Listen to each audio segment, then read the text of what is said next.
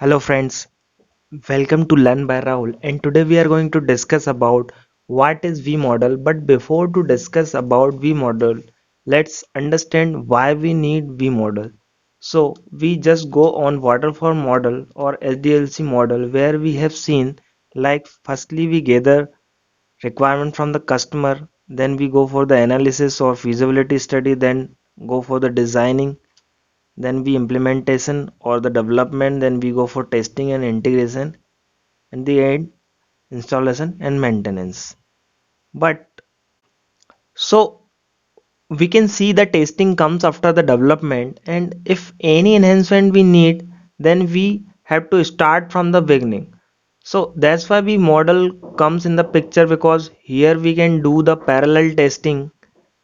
So if you don't know about exactly what is SDLC, so you can watch my SDLC video, which descriptions link given below. Okay, so let's understand what is V model. So basically V model is a combination of verification phase and validation phase, or we can say it is a combination of developer's life cycle and tester life cycle.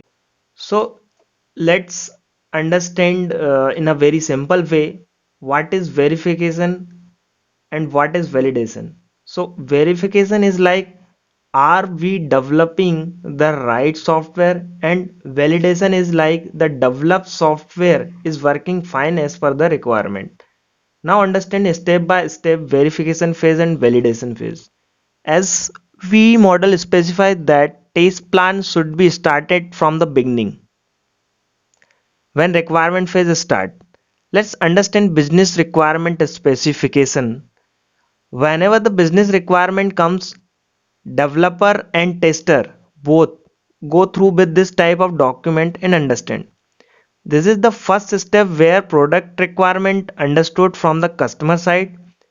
This phase contains detailed communication to understand customer expectation and exact requirement, and tester write the test cases for the acceptance testing.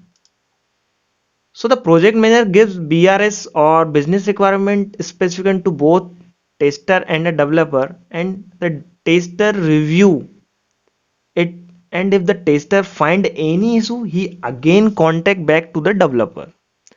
Then after communication with client again updated the BRS, then developer and tester again go through the BRS, and after review it is converted into the system requirement specification or software requirement specification. So let's understand system requirement specification. So in SRS, we plan the programming languages like Java, PHP, .NET, database like Oracle, MySQL, which would be suited for the project. Also come high level function and architecture. Then tester plan system integration testing and write the test cases for the system integration testing. Again, if any defect he found, tester again contact back to the developer, and again we communicate to the client, and again it is reviewed by the tester and updated the test cases based on SRS. So after system requirement is done, then we move on high level design. Basically it is a block diagram representation of software, or it is a architecture of software. Then tester parallel design the component testing, right?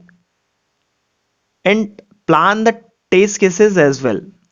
Then we move on low level design.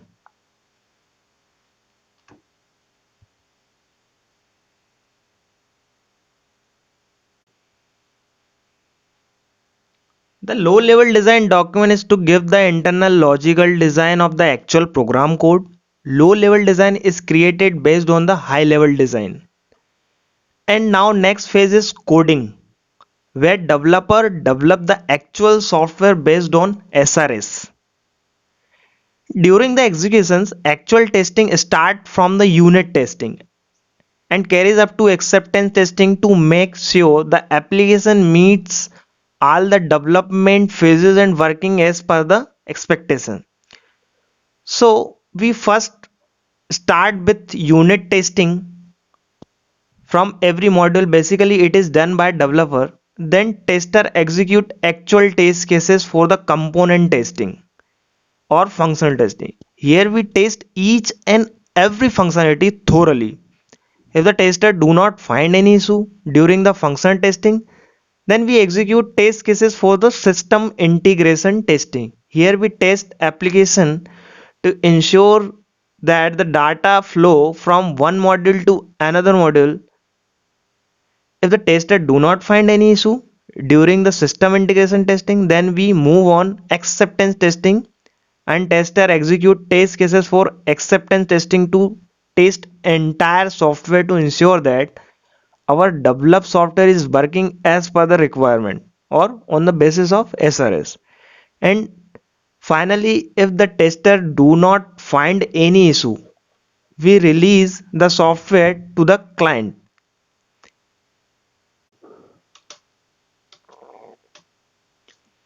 Let's move on advantages of V model. If project is small and easy to understand, V model is the best approach as it's easy and simple to use. Many testing activities are performed in the beginning like planning and design, which save lots of testing time.